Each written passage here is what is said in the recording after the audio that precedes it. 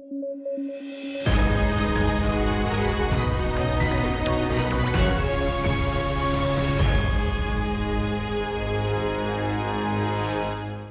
जनवरी 1954 के दिन भारत रत्न पुरस्कार की शुरुआत की गई थी। भारत रत्न देश का सर्वोच्च नागरिक सम्मान है।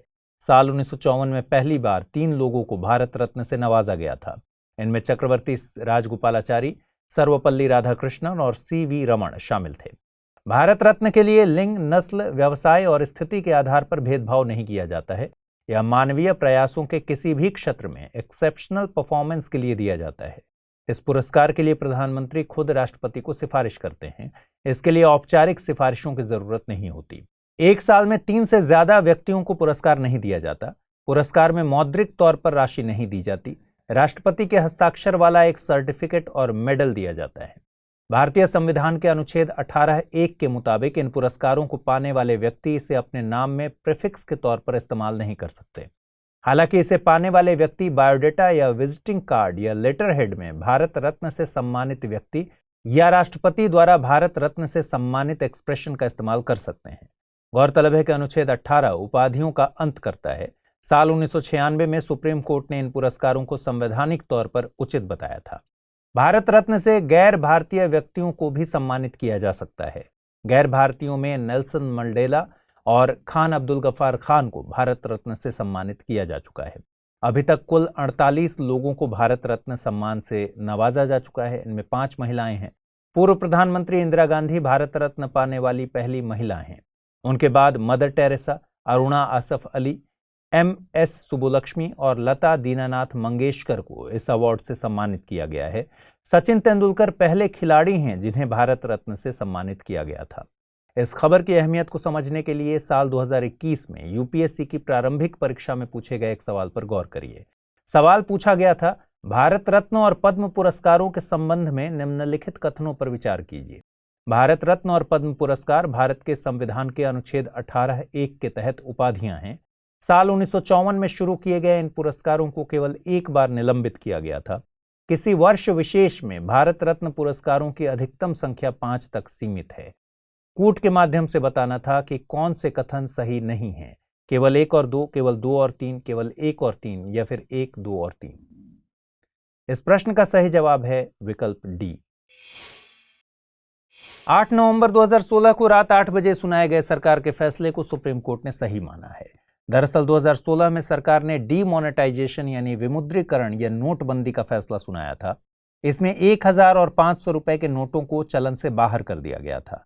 सुप्रीम कोर्ट ने नोटबंदी को चुनौती देने वाली तकरीबन 58 याचिकाओं पर फैसला सुनाया।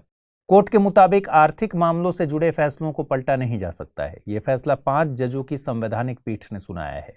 4-1 के बहुमत से आए सुप्रीम कोर्ट के इस फैसले पर जस्टिस बी.वी. नागरत्ना ने असहमति जाहिर की है। वहीं justice S. Abdul Nazeer, B R. Gavai, AS. Bopanna और वी. रामा सुब्रमण्यम ने सहमति जाहिर की। Justice BV. नागरत्ना के मुताबिक यह फैसला सुविचारित था, लेकिन इसे लीगल ग्राउंड्स पर गैरकानूनी घोषित किया जाना चाहिए। आपको बता दें कि विमुद्रीकरण एक ऐसी प्रक्रिया है जिसमें किसी मौद्रिक इकाई की वैध स्वीकृति को खत्म कर दिया जाता है। इसमें आधिकारिक मुद्रा में परिवर्तन किया जाता है। जो करेंसी चलन में होती है उसके स्थान पर नई करेंसी शुरू की जाती है। सरकारें इसका प्रयोग जाली मुद्रा, आतंकवाद की फंडिंग और टैक्स फ्रॉड को रोकने के मकसद से करती हैं। साल 2016 में भारत में तीसरी बार विमुद्रीकरण किया गया था। इससे पहले साल 1946 और 1978 में सरकार ये प्रक्रिया अपना चुकी थी। आरबीआई एक्ट की धारा 26(2) केंद्र सरकार को बैंक नोट की किसी सीरीज को डिमोनेटाइज करने की शक्ति देती है। उत्तर प्रदेश के वृंदावन में देश का सबसे बड़ा सिटी फॉरेस्ट तैयार किया जा रहा है। राज्य वन विभाग 130 हेक्टेयर की जमीन पर सौभरी वन नगर विकसित करेगा। प्रोजेक्ट साइट के एक किनारे पर कोसी ड्रेन और दूसरी तरफ यमुना नदी है। बीच में भगवान श्री कृष्ण की कालिया दमन लीला और सौभरी ऋषि की तपोस्थली है। इस तरह यह क्षेत्र पौराणिक, धार्मिक और ऐतिहासिक रूप से बहुत महत्वपूर्ण है। सुनरख में आज भी सौभरी ऋषि का आश्रम है। विष्णु पुराण, देवी भागवत पुराण एवं श्रीमद् भागवत पुराण के 9वें स्कंद के 6ठे अध्याय में सौभरी ऋषि के विषय में वर्णन भी है। इस प्रोजेक्ट से इको रेस्टोरेशन और स्थानीय पर्यावरण स्थल का विकास होगा। गौरतलब है कि वनों का मानव सभ्यता के विकास में विशेष महत्व है। वन मृदा अपरदन और बाढ़ से जमीन की रक्षा करते हैं। वनों की पत्तियों के गिरने और सड़ने गलने से भूमि की उर्वरता में वृद्धि होती है। ज्यादा वर्षा में भी वनों की महती भूमिका होती है। जिन क्षेत्रों में वन अधिक होते हैं वहां वर्षा भी ज्यादा होती है। आपको बता दें कि राष्ट्रीय वन नीति 1988 के मुताबिक देश के 33.33% भाग पर वनों का विस्तार जरूरी है। उत्तर प्रदेश ने भी राज्य की वन नीति में यही टारगेट रखा है। उत्तर प्रदेश के 6.15% भाग पर फॉरेस्ट कवर पाया जाता है। उत्तर प्रदेश में वृक्षारोपण के मकसद से 1 जुलाई 2001 को ऑपरेशन ग्रीन योजना शुरू की गई थी। इस योजना में विभिन्न सरकारी विभाग, विद्यालयों और निजी संस्थानों के सहयोग से वृक्षारोपण किया जाता है। लुइस इनासियो लूला डी सिल्वा ब्राजील के नए राष्ट्रपति बन गए हैं। राष्ट्रपति पद के लिए हुए चुनावों में उन्होंने बोल्सोनारो को हरा दिया है। वे तीसरी बार ब्राजील की सत्ता पर काबिज हुए हैं। लूला डी सिल्वा एक वामपंथी नेता हैं। गौरतलब है कि ब्राजील एक संघीय गणतंत्र है। देश एक राष्ट्रपति, एक नेशनल कांग्रेस और एक न्यायपालिका मिलकर चलाते हैं। ब्राजील की राजधानी ब्रासिलिया और आधिकारिक भाषा पोर्चुगीज है। भारत और Brazil BRICS, basic, G20, G4, IBSA और अंतर्राष्ट्रीय सौर संघ जैसे समूहों में साथ हैं। भारत और ब्राजील 2006 से रणनीतिक सहयोगी हैं। ब्राजील क्षेत्रफल की दृष्टि से दक्षिण अमेरिका का सबसे बड़ा देश है, वहीं दुनिया का 5वां सबसे बड़ा देश है। यह चिली और इक्वाडोर को छोड़कर दक्षिण अमेरिका के हर देश से सीमा साझा करता है। ब्राजील अपने अमेजन के वनों और घास के मैदानों के लिए जाना जाता है। घास के मैदानों को पंपास कहते हैं। आइए जल्दी से देखते हैं आज के बुलेटिन पर आधारित क्या सवाल हैं। पहला सवाल, हाल ही में लूला डी सिल्वा कहां के राष्ट्रपति बने हैं? ब्राजील, हंगरी, पुर्तगाल या फिर स्पेन? अगला सवाल, निम्नलिखित कथनों पर विचार कीजिए। राष्ट्रीय वन नीति 1988 के मुताबिक देश के 33.33% भाग पर वनों का विस्तार जरूरी है। 2016 में हुआ विमुद्रीकरण भारत में ऐसी पहली घटना थी। कूट के माध्यम से सही कथन बताने हैं, केवल एक, केवल दो, एक और दो दोनों, न तो एक और नहीं दो। आइए देखते हैं पिछले साल, मतलब पिछले साल का मतलब यह हुआ कि आज 2 जनवरी है, तो लास्ट बुलेटिन में आपसे मैंने क्या सवाल पूछे थे और क्या सही जवाब है। पहला सवाल, ब्रासिलिया डिक्लेरेशन संबंधित है समुद्री सुरक्षा, मत्स्य, सड़क सुरक्षा, जलवायु परिवर्तन। सही जवाब है इसका विकल्प सी। फिर मैंने पूछा था निम्नलिखित कथनों पर विचार कीजिए। भीम ऐप को वित्तीय समावेशन के मकसद से लॉन्च किया गया था। वंदे मेट्रो ट्रेन लॉन्च होने के बाद भारत हाइड्रोजन से चलने वाली ट्रेन शुरू करने वाला पहला देश होगा। कूट के माध्यम से सही कथनों को चुनना था, केवल एक, केवल दो, एक और दो दोनों, न तो एक और नहीं दो। पहला कथन सही है, दूसरा कथन गलत है, इसलिए सही जवाब होगा विकल्प ए। ऑनलाइन गेमिंग इंडस्ट्री के बढ़ते हुए आकार और प्रचलन को देखते हुए सरकार अब कुछ बड़े फैसले लेने जा रही है। ऑनलाइन गेमिंग के तहत कई ऐसे मामले आ चुके हैं जिसमें उपयोगकर्ताओं को आर्थिक, मानसिक और अन्य जोखिम उठाने पड़े थे। ऐसे में सरकार का रुख अब ऑनलाइन गेमिंग के विनियमन यानी रेगुलेशन पर है। ऑनलाइन खेलों से संभावित नुकसान से उपयोगकर्ताओं या गेमर्स की सुरक्षा के मकसद से भारत सरकार के इलेक्ट्रॉनिक्स और आईटी मंत्रालय द्वारा हाल ही में ऑनलाइन गेमिंग विनियमन के प्रस्ताव जारी किए गए हैं। इसके तहत एक स्वनियामक निकाय, शिकायत निवारण तंत्र का गठन किया जाएगा और उपयोगकर्ताओं के सत्यापन के लिए केवाईसी को अनिवार्य बनाया जाएगा। चलिए ऑनलाइन गेमिंग विनियमन के प्रस्ताव को बारीकी से समझते हैं। नए नियमों के मुताबिक अब ऑनलाइन खेलों को एक स्वनियामक निकाय के साथ पंजीकृत यानी रजिस्टर्ड होना होगा और केवल उन खेलों को भारत में कानूनी रूप से संचालित करने की अनुमति दी जाएगी जिन्हें ये बॉडी मंजूरी देती है। नियमों के तहत बनाए जाने वाले स्वनियामक निकाय की बात करें तो इस निकाय में विविध क्षेत्रों के 5 सदस्य होंगे। ये सदस्य ऑनलाइन गेमिंग, सार्वजनिक नीति, आईटी, मनोविज्ञान और चिकित्सा के क्षेत्र से संबंधित होंगे। सरकार ऑनलाइन गेमिंग की सामग्री को भी विनियमित कर सकती है ताकि गेम में हिंसक, नशे की लत से संबंधित या फिर यौन सामग्री ना हो। इसके साथ ही इस प्रस्ताव में ऑनलाइन गेमिंग प्लेटफॉर्म्स के मध्यस्थ के रूप में विनियमित करने का प्रयास किया गया है। एक मध्यस्थ की तरह ऑनलाइन गेमिंग फर्मों को अतिरिक्त सावधानी बरतने की आवश्यकता होगी। अब ऑनलाइन गेमिंग फर्मों को उपयोगकर्ताओं के केवाईसी, धन का पारदर्शी ट्रांजैक्शन और रिफंड आदि का वितरण देना होगा। केवाईसी के लिए उन्हें भारतीय रिजर्व बैंक द्वारा निर्धारित मानदंडों का ही पालन करना होगा। साथ ही एक खास जिम्मेदारी और दी गई है, अब गेमिंग कंपनियों को एक रैंडम नंबर जनरेशन सर्टिफिकेट भी बनवाना होगा। यह सर्टिफिकेट आमतौर पर उन प्लेटफॉर्म्स द्वारा उपयोग किया जाता है जो कार्ड गेम या ताश के खेल खिलवाते हैं। इस सर्टिफिकेट से यह तय हो सकेगा कि ऑनलाइन गेम्स के परिणाम या आउटपुट सांख्यिकीय रूप से रैंडम और अप्रत्याशित हैं। आसान भाषा में कहें तो परिणाम पूरी तरह से कंप्यूटर जनित होंगे और किसी भी मानवीय हस्तक्षेप से अप्रभावित होंगे। इसके साथ ही प्रस्तावित नियमों के अनुसार ऑनलाइन गेमिंग कंपनियों को खेलों के परिणाम पर सट्टेबाजी करने की अनुमति नहीं होगी। मतलब सरकार के इस कदम से अब इन खेलों में किसी भी प्रकार का भेदभाव, धोखेबाजी या फिर जालसाजी नहीं होगी। विनियमन के अगले चरण में ऑनलाइन गेमिंग प्लेटफॉर्म को सोशल मीडिया और ई कॉमर्स कंपनियों की तरह एक अनुपालन अधिकारी नियुक्त करना होगा जो ये सुनिश्चित करे कि प्लेटफॉर्म मानदंडों का पालन कर रहा है या फिर नहीं। एक नोडल अधिकारी भी होगा जो सरकार के साथ संपर्क अधिकारी के रूप में कार्य करेगा और कानून प्रवर्तन एजेंसियों की सहायता करेगा, तथा अंत में एक शिकायत अधिकारी भी नियुक्त होगा जो उपयोगकर्ता की शिकायतों का समाधान करेगा। चलिए अब ऐसे विनियमन लाने के कारणों पर विचार कर लेते हैं। पहला कारण है सामाजिक। देश के विभिन्न हिस्सों में ऑनलाइन गेम पर बड़ी मात्रा में पैसा खोने की कई घटनाएं आ चुकी हैं। इसके कारण आत्महत्याएं तक हुई हैं। आपको बता दें कि भारत में लगभग 40 से 45% गेमर्स महिलाएं हैं और एक बड़ी संख्या में नाबालिग बच्चे ऑनलाइन गेम्स को खेलते हैं। इसलिए गेमिंग इकोसिस्टम को सुरक्षित रखना और भी महत्वपूर्ण है। ऑनलाइन गेम्स के विनियमन का दूसरा पक्ष आर्थिक है। एक अनुमान के अनुसार भारतीय मोबाइल गेमिंग उद्योग का राजस्व 2022 में $1.5 अरब से अधिक होने की उम्मीद है और 2025 में इसके $5 अरब तक पहुंचने का अनुमान है। यह उद्योग 2017 से 2020 के बीच भारत में 38% की CAGR मतलब चक्रवृद्धि वार्षिक वृद्धि दर से बढ़ा है, जबकि चीन ने 8% और अमेरिका ने 10% CAGR दर्ज की है। प्रधानमंत्री श्री नरेंद्र मोदी ने रानी वेलु नचियार को उनकी जयंती पर श्रद्धांजलि अर्पित की। एक ट्वीट के माध्यम से प्रधानमंत्री ने कहा कि साहसी रानी वेलु नचियार अपने लोगों के लिए न्याय सुनिश्चित करने में सबसे आगे थीं। उन्होंने उपनिवेशवाद का जमकर विरोध किया और समाज के कल्याण के लिए भी काम किया। उनकी बहादुरी आने वाली पीढ़ियों को प्रेरित करती रहेगी। आइए वेलु नचियार के जीवन के बारे में बातचीत कर लेते हैं। वेलु नचियार रामनाथपुरम की राजकुमारी थीं। रामनाथपुरम रामनाद साम्राज्य के अंतर्गत आता था। रामनाथपुरम वर्तमान में तमिलनाडु राज्य में है। उस समय रामनाद साम्राज्य के राजा थे चेल्लमुथु विजय राघुनाथ सेतुपति। वेलु नचियार अपने माता पिता की एकमात्र संतान थी। आपको बता दें कि रामनाथपुरम क्षेत्र पौराणिक काल से प्रसिद्ध है। रामनाथपुरम में पवित्र द्वीप शहर रामेश्वरम आता है। एक किंवदंती है कि भगवान राम और रावण के युद्ध के समाप्त होने पर भगवान राम ने द्वीप के रास्ते की रक्षा के लिए एक सेतुपति या पुल का स्वामी नियुक्त किया था। वेलु नचियार इसी सेतुपति कुल से संबंधित थीं। वेलु नचियार युद्ध के कई तरीकों में प्रशिक्षित थीं, जिसमें युद्धक हथियारों का उपयोग, मार्शल आर्ट जैसे वलारी, सिलंबम, घुड़सवारी और तीरंदाजी शामिल है।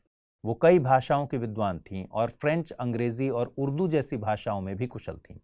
रानी का विवाह शिवगंगई के राजा से हुआ। वेलु नचियार के पति मुथु वदुगनाथ पेरिया वुडिया थेवर 1780 में ईस्ट इंडिया कंपनी के सैनिकों के साथ एक लड़ाई में मारे गए। इसके बाद वेलु नचियार अंग्रेजों के खिलाफ संघर्ष में शामिल हो गई। वेलु नचियार ने हैदर अली से मदद मांगी। हैदर अली ने 5000 सैनिकों और बारूद के हथियारों से उनकी मदद की। वेलु नचियार ने अमीर व्यापारियों से भी मदद मांगी। 8 साल की योजना के बाद टीपू सुल्तान, स्थानीय सामंतों, मर्दू भाइयों और थंडावरायण पिल्लई के समर्थन के बाद उन्होंने ब्रिटिश ईस्ट इंडिया कंपनी के खिलाफ लड़ाई लड़ी। वेलु नचियार की कमांडर कोयली थी। कोयली ने भी अद्भुत पराक्रम और साहस का परिचय दिया था। कोयली ने युद्ध के दौरान ब्रिटिश ईस्ट इंडिया कंपनी के गोला बारूद डिपो पर आत्मघाती हमला किया और इसे नष्ट कर दिया था। वेलु नचियार ने अपने पति के राज्य को फिर से प्राप्त किया और 10 और वर्षों तक शासन किया। उनके अद्भुत पराक्रम, साहस से भावी पीढ़ियां प्रेरित होती रहेंगी। हाल ही में सांसदों और विधायकों के अभिव्यक्ति की स्वतंत्रता के अधिकार पर सुप्रीम कोर्ट का फैसला आया है। फ्री स्पीच केस पर 5 जजों की बेंच ने अहम फैसला सुनाते हुए कहा कि राज्य या केंद्र सरकार के मंत्रियों, सांसदों और विधायकों की अभिव्यक्ति की आजादी पर कोई अतिरिक्त प्रतिबंध की जरूरत नहीं है। कोर्ट ने यह भी कहा कि मंत्रियों के बयानों को सरकार का बयान नहीं कह सकते। इसमें कहा गया है कि संविधान के अनुच्छेद 19(2) के तहत उल्लिखित प्रतिबंधों को छोड़कर अभिव्यक्ति की स्वतंत्रता पर कोई अतिरिक्त प्रतिबंध नहीं लगाया जा सकता। आपको बता दें कि मामला कौशल किशोर बनाम उत्तर प्रदेश राज्य का था। दरअसल 2016 में बुलंदशहर में बलात्कार की घटना हुई थी। इस घटना को उत्तर प्रदेश के तत्कालीन राज्य मंत्री ने एक राजनीतिक साजिश करार दिया था। इसके बाद राज्य मंत्री के खिलाफ कार्रवाई की मांग करते हुए सर्वोच्च न्यायालय के समक्ष एक रिट याचिका दायर की गई। अदालत ने यह भी कहा कि यह मामला राज्य के दायित्व, भाषण और अभिव्यक्ति की स्वतंत्रता के संबंध में गंभीर चिंता पैदा करता है। Justice S.A. नजीर की अध्यक्षता वाली और justice B.R. Gavai, A.S. Bopanna, V. Ramasubramaniam और जस्टिस B.V. नागरत्ना की 5 न्यायाधीशों की संविधान पीठ ने फैसला सुनाया। इसी पीठ ने एक दिन पहले 500 रुपए और 1000 रुपए के नोटों को बंद करने के केंद्र सरकार के फैसले को बरकरार रखा था। हाल ही में नासा के एक शीर्ष अधिकारी द्वारा चेतावनी दी गई है कि चीन भविष्य में चंद्रमा के संसाधनों पर दावा कर सकता है। अधिकारी द्वारा कहा गया कि चीन वर्तमान में संयुक्त राज्य अमेरिका के साथ अंतरिक्ष दौड़ में लगा हुआ है। अगर चीन वहां पहले पहुंच जाता है तो वह चंद्रमा के संसाधन समृद्ध क्षेत्रों पर दावा कर सकता है। इस मामले पर चीनी दूतावास ने बयान जारी करके कहा है कि बाहरी अंतरिक्ष कुश्ती का मैदान नहीं है। चीन ने यह भी कहा कि चीन हमेशा बाहरी अंतरिक्ष के शांतिपूर्ण उपयोग की वकालत करता है, बाहरी अंतरिक्ष में शस्त्रीकरण और हथियारों की होड़ का विरोध करता है और अंतरिक्ष क्षेत्र में मानव जाति के लिए एक साझा भविष्य के साथ एक समुदाय के निर्माण की दिशा में सक्रिय रूप से काम करता है। हाल के वर्षों में चीन के अंतरिक्ष कार्यक्रम में कई गुना वृद्धि देखी गई है। पिछले साल चीन ने सफलतापूर्वक पृथ्वी की परिक्रमा करने वाला अंतरिक्ष स्टेशन स्थापित किया और कई चंद्र परिक्रमा और नमूना संग्रह मिशन भी चलाए। रिपोर्टों के अनुसार चीन के चंद्र मिशन का तीसरा चरण 2025 के लिए निर्धारित है और यह चंद्रमा के दक्षिणी ध्रुव पर एक चंद्र अनुसंधान केंद्र स्थापित करना चाहता है। आपको बता दें कि Chinese lunar exploration programme Chang'e project के नाम से भी जाना जाता है। यह 4 चरणों का मिशन है। पहले चरण में 2 चंद्र कक्षाओं में प्रक्षेपण शामिल था और अब यह प्रभावी रूप से पूरा हो गया है। दूसरा चरण चल रहा है और इसमें चंद्रमा पर सॉफ्ट लैंडिंग करने और मून रोवर्स को उतारने में सक्षम अंतरिक्ष यान शामिल हैं। तीसरे चरण में एक चंद्र नमूना वापसी मिशन शामिल है। अंतिम चरण में चीन द्वारा चांद पर एक लूनर रोबोटिक रिसर्च स्टेशन स्थापित किया जाएगा। 2019 में चीन मानव युक्त चंद्र लैंडिंग मिशन के लिए प्रारंभिक अध्ययन की समीक्षा कर रहा था। 2021 में चीन और रूस ने घोषणा की कि वे एक साथ एक मून बेस का निर्माण करेंगे।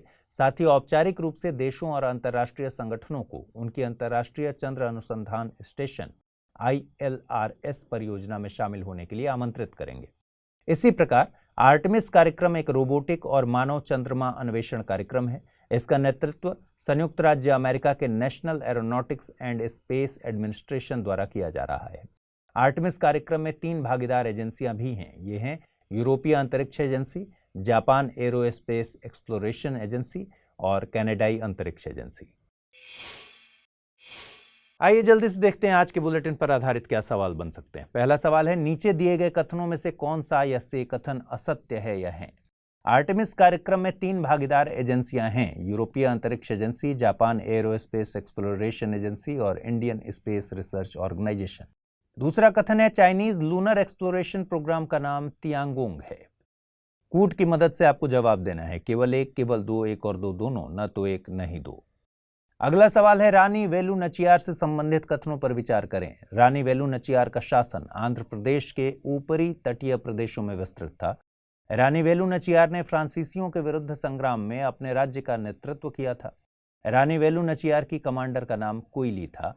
रानी वेलु नचियार ने टीपू सुल्तान, स्थानीय सामंतों, मरुधु भाइयों और थंडावरायण पिल्लई के समर्थन से फ्रांसीसियों के खिलाफ लड़ाई लड़ी थी। कूट की मदद से आपको बताना है कौन सा या से कथन सही है। 2 और 3, केवल 3, 2 और 4 या फिर 1 और 3। चलिए देख लेते हैं पिछले बुलेटिन में मैंने क्या सवाल पूछे थे और सही जवाब उनके क्या हैं। पहला सवाल था, हाल ही में लूला डी सिल्वा कहां के राष्ट्रपति बने हैं? ब्राजील, हंगरी, पुर्तगाल या फिर स्पेन? और सही जवाब है इसका ऑप्शन ए, ब्राजील। अगला सवाल था, निम्नलिखित कथनों पर विचार कीजिए। राष्ट्रीय वन नीति 1988 के मुताबिक देश के 33.33% भाग पर वनों का विस्तार जरूरी है। 2016 में हुआ विमुद्रीकरण भारत में ऐसे पहली घटना थी। बताना था कि कौन से कथन सही हैं। केवल 1, केवल 2, 1 और 2 दोनों, न तो 1 और न 2। सही उत्तर है इसका ऑप्शन ए यानी केवल 1। हिंदी में यूपीएससी की तैयारी से संबंधित प्रोग्राम्स को देखने के लिए सब्सक्राइब करें स्टडी IQ IAS हिंदी। कानून मंत्रालय ने रूल ऑफ लॉ इंडेक्स में भारत की रैंकिंग में सुधार के लिए एक समिति का गठन किया है। ये समिति 23 मंत्रालयों और विभागों के साथ मिलकर काम करेगी। रैंकिंग में सुधार के मकसद से सरकार ने एक private agency market Excel data matrix private limited को भी हायर किया है। गौरतलब है कि world justice project rule of law index जारी करता है। साल 2008 से जारी किए जा रहे इस इंडेक्स के जरिए समाज में सकारात्मक बदलाव लाने की कोशिश की जाती है।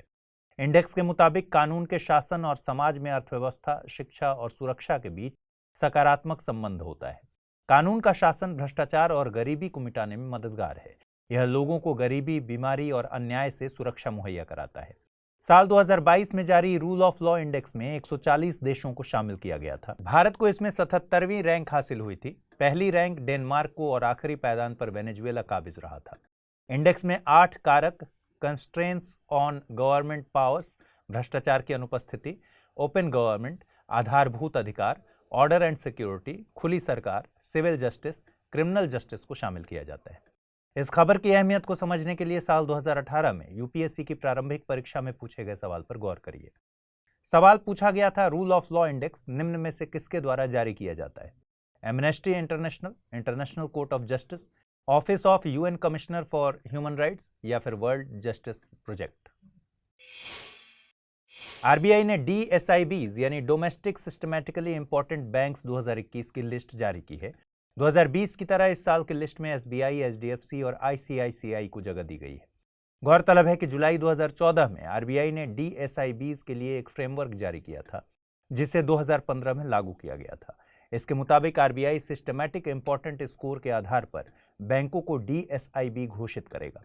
आरबीआई ने एसबीआई को 2015 में, आईसीआईसीआई को 2016 में और एचडीएफसी को 2017 में डीएसआईबी का दर्जा दिया था। डीएसआईबी की अवधारणा 2008 में आए वित्तीय संकट के बाद सामने आई थी। इनके बारे में too big to fail phrase का यूज किया जाता है। मतलब ये कि अगर ये बैंक्स फेल होते हैं तो पूरी वित्तीय व्यवस्था पर इसका खतरनाक असर दिखेगा। किसी बैंक को एसआईबी का दर्जा हासिल होने के फायदे भी होते हैं, मसलन वित्तीय संकट के समय सरकार से मदद मुहैया कराया जाना, और केंद्रीय बैंक नियमन और निगरानी में भी इन पर खासा ध्यान दिया जाता है। भारत में केंद्रीय बैंक के तौर पर रिजर्व बैंक ऑफ इंडिया काम करती है। आरबीआई द्वारा जारी लिस्ट में 5 बकेट होती हैं। इनमें आईसीआईसीआई और एचडीएफसी को 1 बकेट में तो एसबीआई को 3 बकेट में जगह दी गई है। दरअसल अपने आर्थिक और राष्ट्रीय महत्व के चलते इन बैंकों को टियर 1 इक्विटी के तौर पर ज्यादा आरडब्ल्यूए यानी रिस्क वेटेड एसेट्स मेंटेन करना पड़ता है। इसी के मुताबिक बकेट में जगह मिलती है। एसबीआई को 0.60% का तो आईसीआईसीआई और एचडीएफसी को 0.20% का आरडब्ल्यूए मेंटेन करना पड़ता है। भारत सरकार कृषि उत्पादों के निर्यात को बढ़ावा देने के लिए ब्लॉकचेन तकनीक का प्रयोग करेगी। ब्लॉकचेन तकनीक के जरिए सरकार निर्यात वाली सभी फसलों के उत्पादन को बढ़ावा देने का काम करेगी। साथ ही उत्पादों को केमिकल फ्री बनाने पर जोर दिया जाएगा। नीति आयोग ने सेब की खेती के लिए एक पायलट प्रोजेक्ट भी लॉन्च किया है। इसमें पूरी सप्लाई चेन में गुणवत्ता और पारदर्शिता का ध्यान रखा जाएगा। आपको बता दें कि ब्लॉकचेन तकनीक के नाम से साफ है कि ब्लॉक्स की चेन या श्रृंखला। इस तकनीक में ब्लॉक्स की एक सीरीज होती है। इन ब्लॉक्स में सूचनाएं होती हैं। ये सूचनाएं क्रिप्टोग्राफी के जरिए इनकोडेड होती हैं। क्रिप्टोग्राफी डेटा को स्टोर करने और आगे ट्रांसमिट करने का एक तरीका है। ये किसी पर्टिकुलर फॉर्म में ही आगे भेजा जाता है, जिससे इसे केवल वे ही डिकोड कर सकते हैं जिनके लिए इसे भेजा गया है। ये डाटा को चोरी होने से और किसी भी तरह के ऑल्टरेशन से बचाने का तरीका है। अगर ब्लॉकचेन का प्रयोग मनी ट्रांसफर के लिए किया जा रहा है तो ब्लॉक्स में सेंडर का नाम, रिसीवर का नाम और अमाउंट की जानकारी होती है। इसके अलावा ब्लॉक्स में एक हैश भी होता है। हैश यूनिक आइडेंटिफायर कोड्स होते हैं। इस हैश की तुलना आप फिंगरप्रिंट से कर सकते हैं। जैसे फिंगरप्रिंट यूनिक होते हैं, वैसे ही हर हैश यूनिक होता है। पिछले ब्लॉक का हैश अगले हैश में भी शामिल किया जाता है। एक हैश उस ब्लॉक का भी होता है। ऐसे ही हर ब्लॉक में पिछला कोड होने की वजह से नया ब्लॉक इंसर्ट करने के लिए पिछले हैश का कोड मालूम होना चाहिए। अगर कोई व्यक्ति बिना पिछले हैश की जानकारी के नया कोड इंसर्ट करता है तो उसे सारे ब्लॉक्स में बदलाव करना पड़ेगा। मैथमेटिकल कैलकुलेशंस इतनी जटिल होती हैं कि पूरे लेजर के हर ब्लॉक में बदलाव करना मुश्किल है। इस तरह सूचनाएं चाक चौबंद तरीके से सुरक्षित होती हैं। ब्लॉकचेन P2P नेटवर्क पर आधारित होता है, तो किसी एक ब्लॉक में बदलाव करने पर सारे नोड्स को पता चलता है। यह तकनीक डिसेंट्रलाइज्ड यानी विकेंद्रीकृत नेचर की है, यानी किसी एक सिस्टम से पूरी चेन कनेक्ट नहीं होती, बल्कि पूरी चेन के सारे सिस्टम एक दूसरे से कनेक्ट होते हैं। ब्लॉकचेन कई तरह के हो सकते हैं, जैसे पब्लिक ब्लॉकचेन, इसमें सारी सूचनाएं सबके लिए ओपन होती हैं। प्राइवेट ब्लॉकचेन को कुछ लोगों के समूह तक सीमित रखा जाता है। एक तीसरा नेटवर्क हाइब्रिड तरीके का होता है। इसमें कुछ लोगों की पहुंच कुछ सूचनाओं तक होती है, जबकि कुछ सूचनाओं से उन्हें प्रतिबंधित किया जाता है।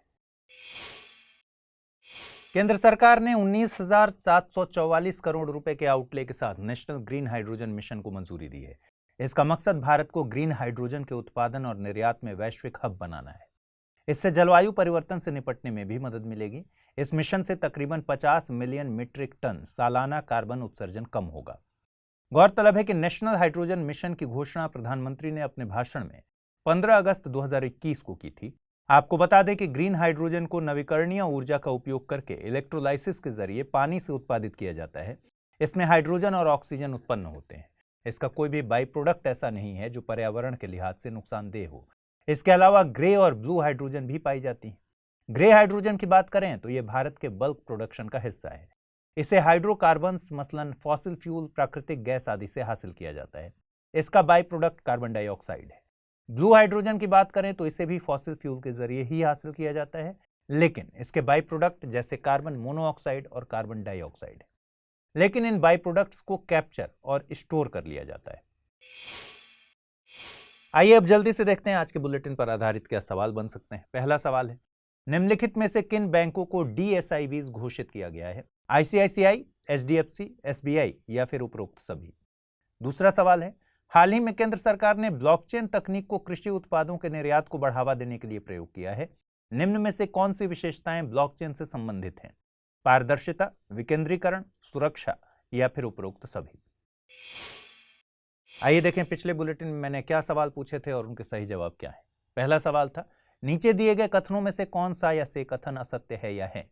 आर्टेमिस कार्यक्रम में 3 भागीदार एजेंसियां हैं, यूरोपीय अंतरिक्ष agency, Japan aerospace exploration agency और इंडियन स्पेस रिसर्च ऑर्गेनाइजेशन।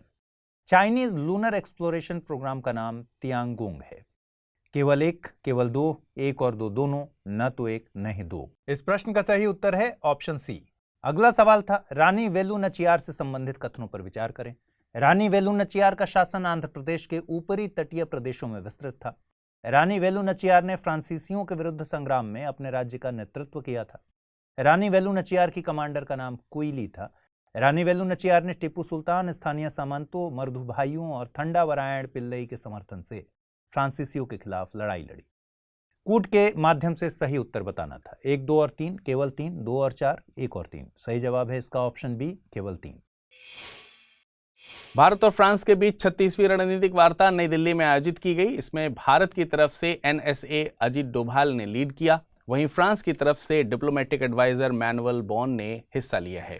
दोनों पक्षों के बीच द्विपक्षीय और वैश्विक मुद्दों पर वार्ता हुई। इसमें आतंकवाद, तकनीकी ट्रांसफर, मरीन सहयोग जैसे मुद्दे मुख्य रहे। इस साल 2021 में रणनीतिक वार्ता पेरिस में आयोजित की गई थी। आपको बता दें कि फ्रांस पश्चिमी यूरोप में सबसे बड़ा देश है। ये यूरोप के उत्तरी और दक्षिणी हिस्से को जोड़ने का काम करता है। फ्रांस दुनिया के सबसे पुराने देशों में से एक है। फ्रांस अपनी स्थलीय सीमा Belgium, Luxembourg, Germany, Switzerland, Italy, Monaco, Spain और अंडोरा से साझा करता है। फ्रांस के उत्तर पश्चिम में इंग्लिश चैनल, पश्चिम में बे ऑफ बिस्के और दक्षिण में भूमध्य सागर स्थित है। इंग्लिश चैनल और डोवर जल संधि फ्रांस को यूनाइटेड किंगडम से अलग करती है। आल्प्स पर्वत फ्रांस को इटली से अलग करता है और माउंट ब्लैंक आल्प्स की सबसे ऊंची चोटी है। फ्रांस के पूर्वी क्षेत्र में स्थित वॉसजेस पर्वत इसे जर्मनी से अलग करते हैं। जूरा पर्वत फ्रांस और स्विट्जरलैंड के बीच सीमा बनाता है। लॉयर, सीन, राइन और रोन फ्रांस की महत्वपूर्ण नदियां हैं। लॉयर फ्रांस की सबसे लंबी नदी है। इस पर फ्रांस का नांटेस शहर स्थित है। सीन नदी के तट पर फ्रांस की राजधानी पेरिस स्थित है। फ्रांस विटिकल्चर यानी अंगूर की खेती के लिए काफी ज्यादा जाना जाता है। इसके उत्तर पूर्व में स्थित शैंपेन क्षेत्र दुनिया भर में शैंपेन वाइन के लिए प्रसिद्ध हैं। केंद्रीय स्वास्थ्य मंत्री मनसुख मांडविया ने एक बैठक की है जिसमें 2023 में भारत से कालाजार का उन्मूलन करने का लक्ष्य रखा गया था। इसमें बिहार, उत्तर प्रदेश, झारखंड और पश्चिम बंगाल के स्वास्थ्य मंत्रियों ने भी हिस्सा लिया था। वैश्विक स्तर पर कालाजार के 90% मामलों के लिए 8 देश जिम्मेदार हैं, जिसमें Brazil, Eritrea, Ethiopia, Bharat, Kenya, Somalia, दक्षिण सूडान और सूडान शामिल हैं। भारत वैश्विक स्तर पर काला आजार के मामले में 11.5% की हिस्सेदारी रखता है। भारत के 90% मामलों के लिए बिहार और झारखंड जिम्मेदार हैं। विश्व स्वास्थ्य संगठन के मुताबिक लिशमैनियासिस 3 प्रकार के होते हैं। इसमें वेस्करल, क्यूटेनियस और म्यूकोक्यूटेनियस शामिल हैं। इसमें वेस्करल को काला आजार के नाम से जाना जाता है। यह एक प्रोटोजोआ परजीवी के कारण होने वाली बीमारी है जो कि फीमेल सैंडफ्लाई के जरिए ट्रांसमिट होती है। आमतौर पर यह बीमारी कुपोषण से पीड़ित लोगों में देखने को मिलती है जिनके पास वित्त का अभाव, कमजोर इम्यून सिस्टम और आवासीय सुविधाएं भी अच्छी नहीं होती हैं।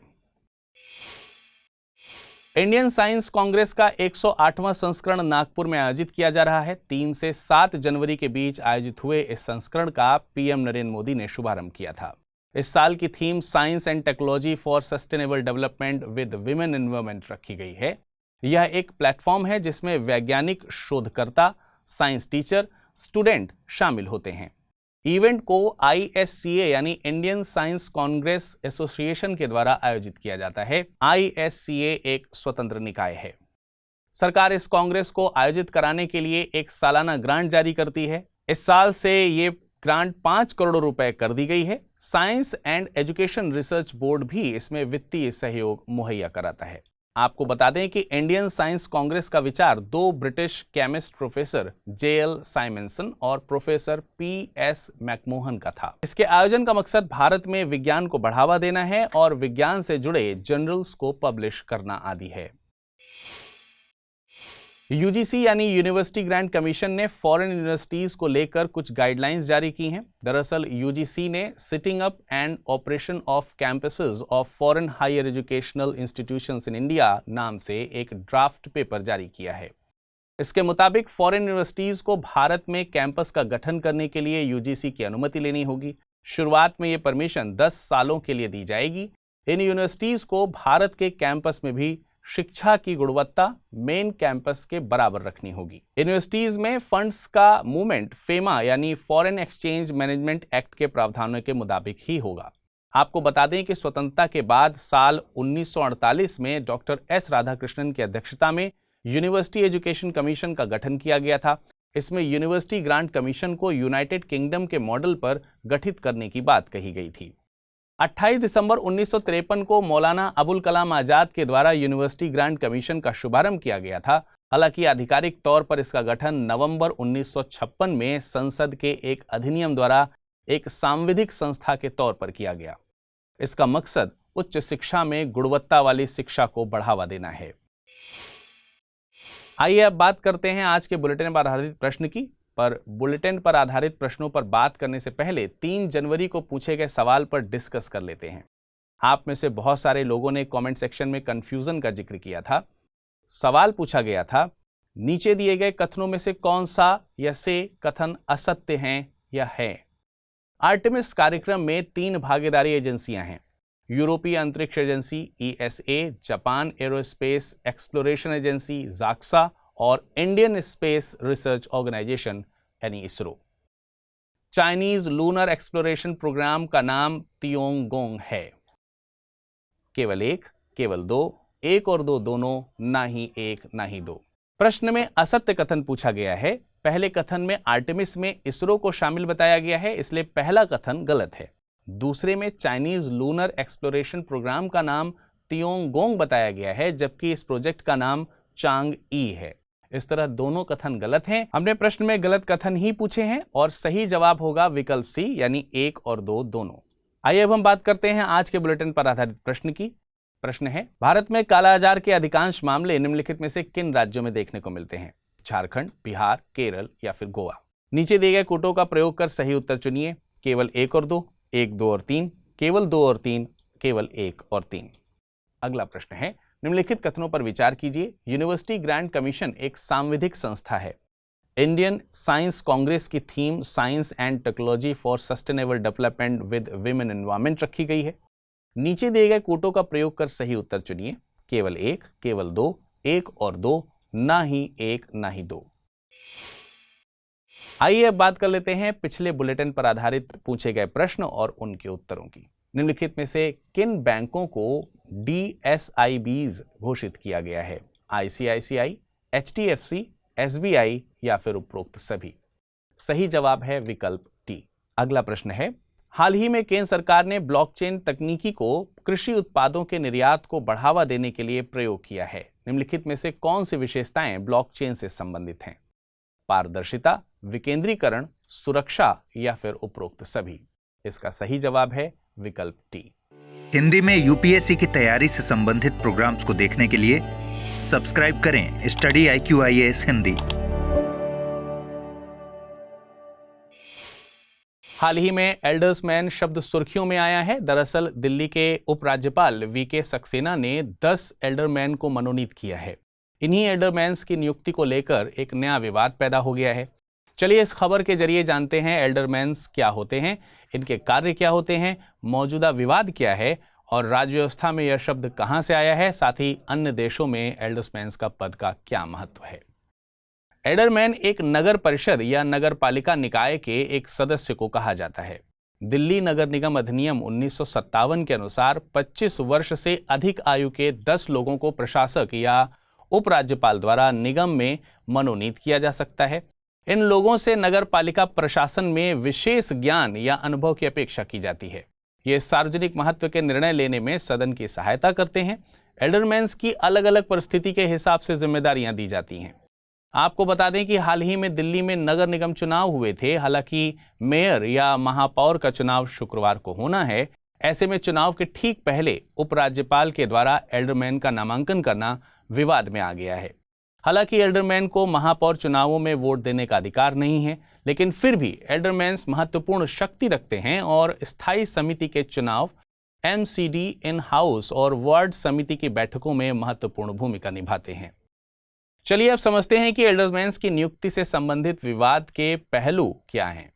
मौजूदा विवाद के 2 पहलू हैं। पहला पहलू मनोनीत लोगों के संबंध में है। उपराज्यपाल को सिफारिशें भेजे जाने के बाद 10 में से 2 उम्मीदवार एल्डरमैन पद के लिए तकनीकी रूप से अयोग्य पाए गए। आरोप लगा है कि LG ने चुनाव में हारी हुई पार्टी के 10 सदस्यों को एल्डरमैन के रूप में चुनने में प्रतिक्रियात्मक मानदंडों का उल्लंघन किया है।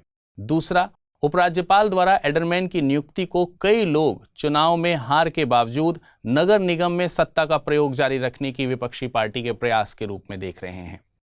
चलिए अब समझते हैं कि एल्डरमैन शब्द राज्य व्यवस्था में कैसे आया। एल्डरमैन शब्द का ओरिजिन काफी पुराना है। एल्डोरमोन या एल्डोरमोन शब्द को मूल रूप से एक कबीले या जनजाति के बुजुर्गों के लिए उपयोग किया जाता था। हालांकि जल्द ही यह राजा के वायसराय के लिए एक शब्द बन गया। इसके बाद एक काउंटी के मुख्य मजिस्ट्रेट को भी एल्डरमोन कहा जाने लगा, जिसके पास नागरिक और सैन्य दोनों शक्तियां होती थीं। 12वीं शताब्दी में जैसे जैसे स्थानीय प्रशासन का चलन बढ़ता गया, वैसे वैसे इस शब्द का इस्तेमाल नगर निकायों के अधिकारियों के लिए किया जाने लगा। तब से लेकर आज तक इस शब्द का यही अर्थ चलता हुआ आ रहा है। अब हम समझते हैं कि दुनिया के अन्य देशों में एल्डरमैन पद का क्या महत्व है। सबसे पहले बात करते हैं ब्रिटेन की। 19वीं सदी तक ब्रिटेन में एल्डरमैन की कोई एक भूमिका या परिभाषा नहीं थी। नगर सुधार अधिनियम 1835 के तहत नगर पालिका नगर निगमों में पार्षद और एल्डरमैन दोनों शामिल होते थे। एल्डरमैन को मतदाताओं द्वारा नहीं बल्कि परिषद द्वारा 6 साल की अवधि के लिए चुना जाता था। ब्रिटेन में 1974 से प्रभावी रूप से एल्डरमैन का मतदान का अधिकार खत्म कर दिया गया है। वहीं अमेरिका में एक एल्डरमैन विधायी या न्यायिक स्थानीय सरकार का हिस्सा हो सकता है। साथ ही एक बोर्ड ऑफ एल्डरमैन संयुक्त राज्य अमेरिका के कई शहरों और कस्बों का शासी कार्यकारी या विधायी निकाय भी होता है। कनाडा में एल्डरमैन शब्द का इस्तेमाल वार्डों का प्रतिनिधित्व करने वाले पार्षदों के लिए किया जाता है। ऑस्ट्रेलिया और आयरलैंड में एल्डरमैन की अवधि और विशिष्ट पद को समाप्त कर दिया गया है, जबकि दक्षिण अफ्रीका में एल्डरमैन शब्द नगर पालिका परिषदों के विशिष्ट सदस्यों को संदर्भित करता है। हाल ही में मधुमक्खियों के लिए दुनिया का पहला टीका बनाया गया है। कुछ समय पहले ही अमेरिकी सरकार द्वारा इस टीके को उपयोग के लिए अप्रूव कर दिया गया है। इस टीके को अमेरिकी बायोटेक कंपनी डॉलन एनिमल हेल्थ द्वारा बनाया गया है। वैक्सीन को बनाने का मकसद मधुमक्खियों को होने वाले फाउल ब्रूड बीमारी पर रोक लगाना है। आपको बता दें कि फाउल ब्रूड जीवाणु पेनिबैलिसिस लार्वा के कारण होने वाली एक गंभीर बीमारी है। जो मधुमक्खियों के छत्ते को कमजोर या नष्ट कर सकती है। इससे पहले इस बीमारी का कोई इलाज नहीं था। फाउल ब्रूड बीमारी होने के बाद मधुमक्खी पालक को संक्रामित कॉलोनियों को नष्ट करने और आग से जलाने के सिवाय कोई और रास्ता नहीं बचता था। कुछ मामलों में रोग के आगे प्रसार को रोकने के लिए एंटीबायोटिक्स देने की आवश्यकता होती थी। आपको बता दें कि मधुमक्खियां पारिस्थितिकी तंत्र और मानव खाद्य सुरक्षा और स्वास्थ्य के लिए बेहद महत्वपूर्ण हैं। ये परागण का कार्य करती हैं और पौधों की कई प्रजातियों के अस्तित्व के लिए जिम्मेदार हैं, लेकिन निवास स्थान के नुकसान, कीटनाशकों के उपयोग और जलवायु संकट के कारण कई जंगली मधुमक्खियों की प्रजातियां खतरे में हैं। अब आंतरिक सुरक्षा से संबंधित एक खबर पर चर्चा करेंगे। हाल ही में जम्मू कश्मीर के ऊपरी डांगरी गांव में 2 दिनों में आतंकवादियों द्वारा 6 लोगों की हत्या हुई है। इस घटना के बाद स्थानीय लोगों ने मांग की कि उन्हें हमलावरों से निपटने के लिए हथियार उपलब्ध कराए जाएं। इस पर उपराज्यपाल मनोज सिन्हा ने आश्वासन दिया है कि जहां भी डोडा जिले की तरह एक ग्राम रक्षा समिति यानी VDC बनाई जाएगी। चलिए अब समझते हैं VDC क्या है। VDC का गठन पहली बार 1990 में दशक के मध्य में तत्कालीन डोडा जिले में आतंकवादी हमलों के खिलाफ एक हथियारबंद दस्ते के रूप में किया गया था। दरअसल 1993 में किश्तवाड़ में 13 लोगों के नरसंहार के बाद पहली बार नागरिक आबादी को हथियार देने की मांग उठी। जैसे जैसे हत्याएं बढ़ती गईं, गांव से आसपास के शहरों में हिंदुओं का पलायन शुरू हुआ। आतंकवाद और पलायन को रोकने के लिए 1995 में गृह मंत्रालय ने BDC स्थापित करने का फैसला किया।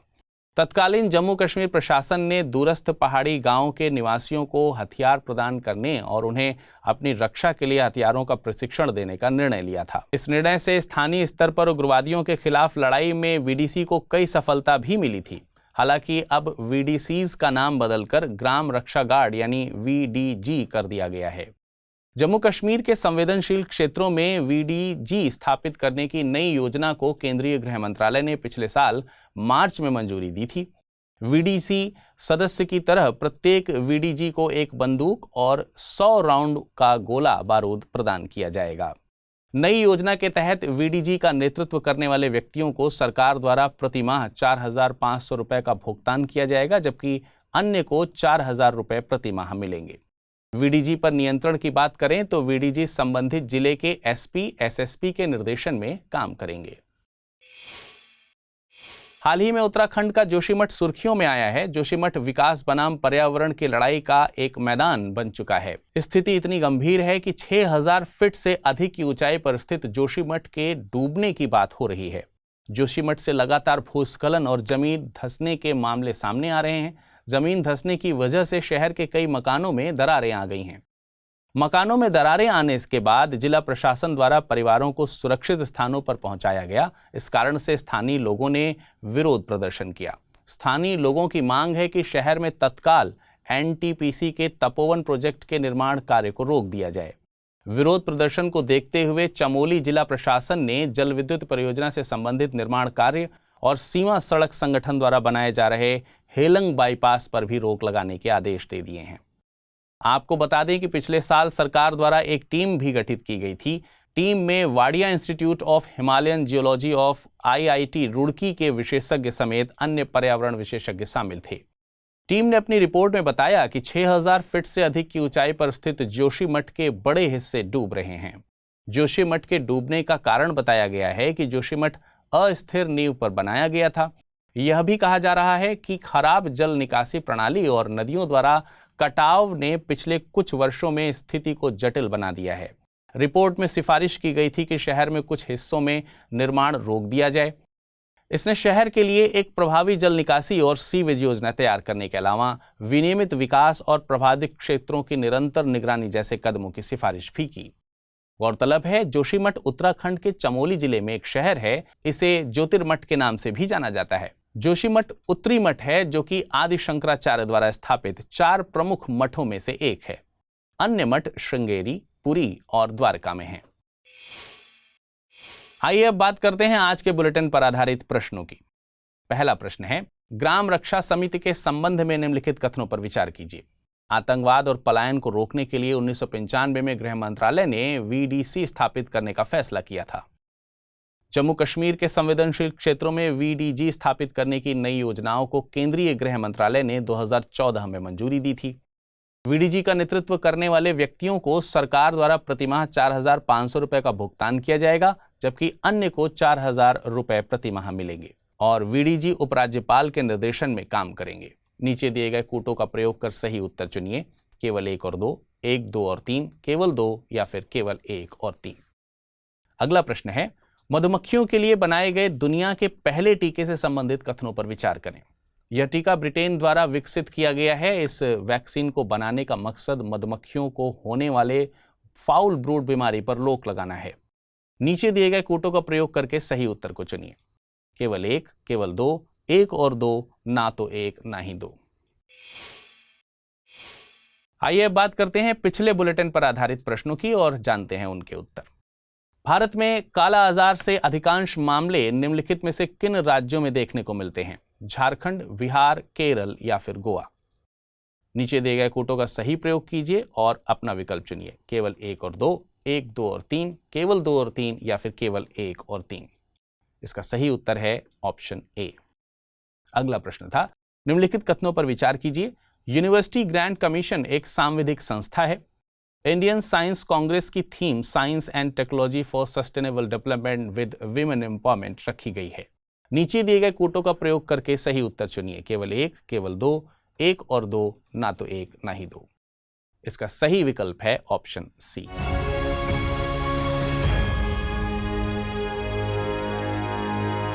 हिंदी में यूपीएससी की तैयारी से संबंधित प्रोग्राम्स को देखने के लिए सब्सक्राइब करें स्टडी IQ IAS हिंदी।